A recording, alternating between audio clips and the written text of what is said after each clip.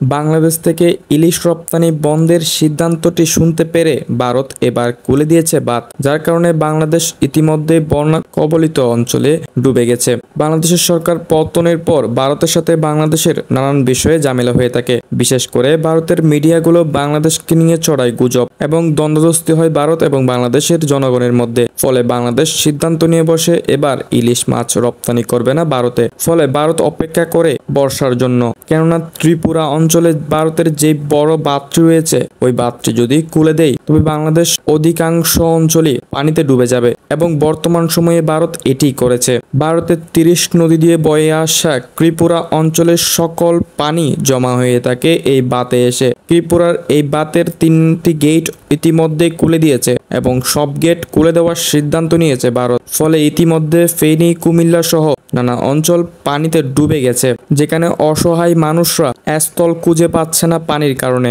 কিছুদিন আগে ভারত বাংলাদেশের মন্দির অ্যাটাক নিয়ে বিশেষ গুজব ছড়িয়েছিল, যেগুলো ভাইরাল হয়েছিল বিভিন্ন সোশ্যাল মিডিয়ায়। তারা এখানে উল্লেখ করেছিল বাংলাদেশের হিন্দুদের উপর নির্যাতন হচ্ছে, অথচ বাংলাদেশে তেমন কিছু হয়নি যতগুলো বানিয়ে বলেছে ভারত। কিন্তু তারা এই বাঁধটি খোলার সময় একটু ন্যূনতম ভেবে দেখেনি যে বাংলাদেশেও তো হিন্দু মানুষ বসবাস করে, বাংলাদেশেও তো মন্দির আছে, এগুলো তো ডুবে যাবে। এই কথাটি তারা একবারও চিন্তা করেনি। অথচ সরকার পতনের পর তারা নিজেরাই গুজব বানিয়েছে যে বাংলাদেশের মুসলিমরা মন্দিরে অ্যাটাক করছে, তাদের হিন্দুদের নিরাপত্তা চাই, কিন্তু তারা নিজেরাই এখন পানি খুলে দিয়ে হিন্দুদেরকে কষ্ট দিচ্ছে।